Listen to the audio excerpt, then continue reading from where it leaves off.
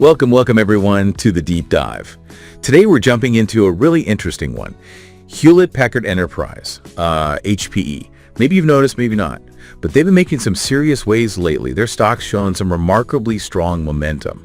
So our mission today for you is to really unpack why that is. We're going to look at the charts, the technical signals, then we'll dig into the business itself, the fundamentals, their big strategic plays, and try to get a clearer view of what the future might hold for HPE. It's all about connecting those market moves with what's actually happening inside the company. Absolutely. And what's quite fascinating here, I think, is how closely those technical chart patterns we're seeing seem to line up with some major corporate moves, especially, in those really hot areas right now like AI and networking. There's definitely a clear bullish signal coming through. But like always, we need to look closer. There's some important financial details, some strategic hurdles too, that need a proper look before we jump to conclusions. Okay, let's do it. Let's unpack this. We should probably start with the charts, right? The stock performance itself, it tells a pretty powerful story just visually. You can really see the stock's been in this clear bullish trend. It's consistently forming what technical analysts call higher highs and higher lows. Basically, each peak is higher than the last, and each dip doesn't go as low as the one before it. Classic sign of strength. Right now, it's trading around, $21. And the big move, the really noticeable one, was that technical breakout back in June 2024. It just smashed through a major resistance level, like a price ceiling that it held since way back in March 2018. That's a long time. Breaking through something like that often signals real momentum. And if you zoom out, look at the monthly chart, HPE is clearly moving inside this ascending channel, kind of like climbing stairs, staying between the handrails. Right, it's respecting those boundaries. Yeah. So that does raise the question, doesn't it? What other signals are backing this up? Is it just the channel? Well, if you look back to January 2025, the price did pull back from the top of that channel, that upper handrail. It came down to what we call the $12 to $14 demand zone. That's basically an area where buyers showed up strong before suggesting it's solid ground. Okay, so it down support there. Exactly. Yeah. And then in April 2025, something really interesting formed on the chart. A strong hammer candle. Oh. For anyone not familiar, that's a visual signal. It looks like a hammer, right? Long lower shadow, small body up top. It means sellers pushed the price way down during the day, but then buyers just stormed back in, rejected those low prices, and pushed it right back up. It's a pretty powerful sign of renewed buying interest. A bullish sign then. A very bullish sign, yeah. Plus, the stock is staying above its 50-period exponential moving average, the 50 EMA. That's a key line technical traders watch. Staying above it generally confirms the longer-term bullish structure is intact. And even on the weekly chart, just recently, June 30th, 2025, another strong signal, a price gap up. Meaning it opened way higher than it closed the day before. Precisely. Often happens on good news. And importantly, it also broke and closed above the 50 EMA on that weekly time frame too. So more confirmation piling up for the uptrend. Okay, so lots of technical signals pointing up. If that's the case, where might HPE be headed next? What kind of price targets should people be watching for? And, what are the potential scenarios if things go differently? Is there a floor we need to watch to?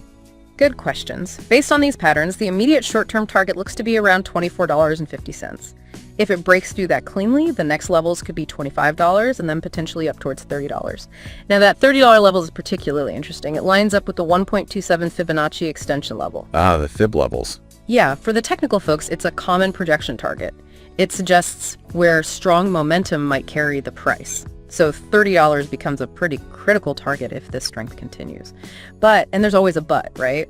Especially with market volatility, we have to consider the other side. If, for some reason, HPE fails to hold support, let's say it breaks below $17 and closes there on a daily or weekly basis, well then there's a real chance it could drop back down towards that $14 to $15 support zone we talked about earlier. Right, underscores the need for risk management. Absolutely.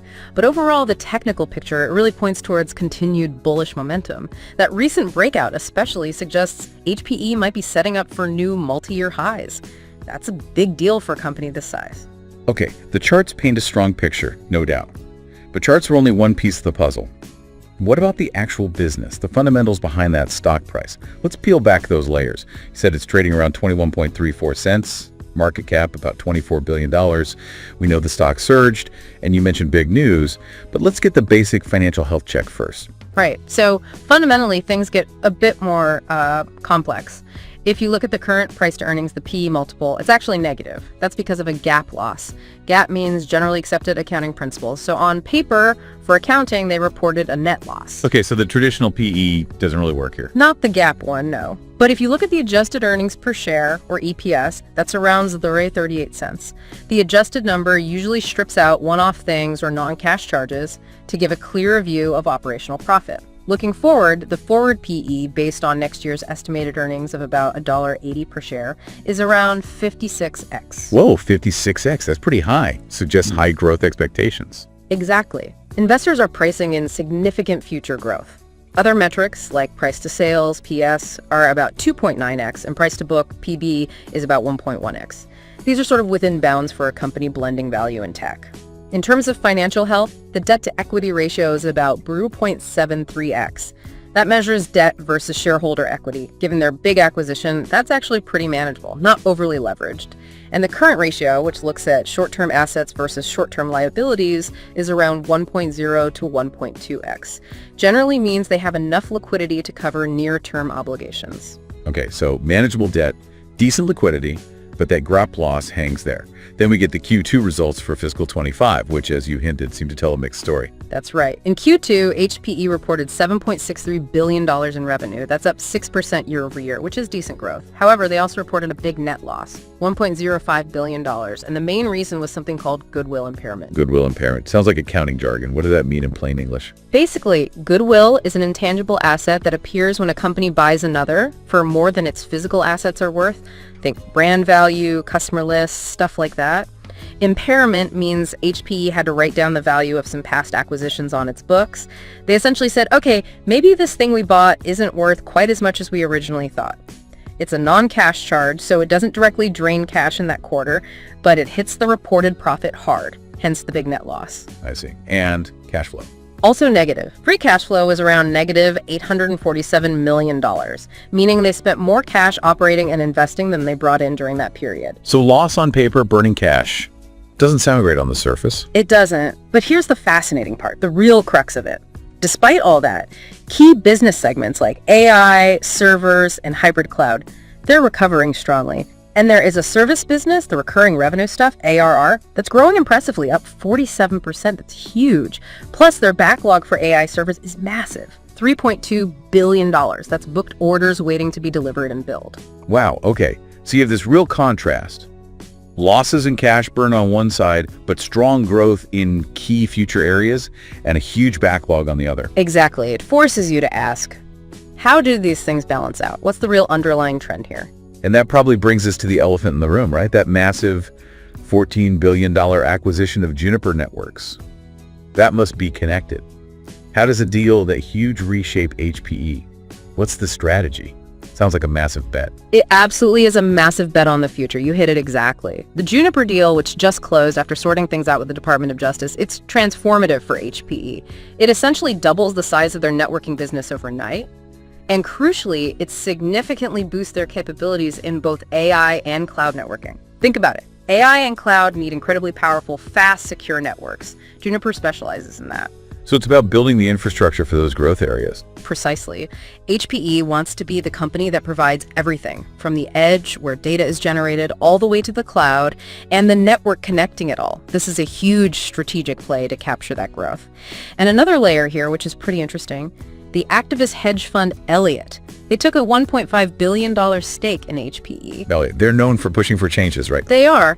Activist investors like Elliott don't usually just sit quietly. They often push management for strategic shifts, maybe asset sales or operational improvements to boost the stock price. So their presence adds another dynamic to watch. Okay, so big strategic move with Juniper, potential pressure from activists.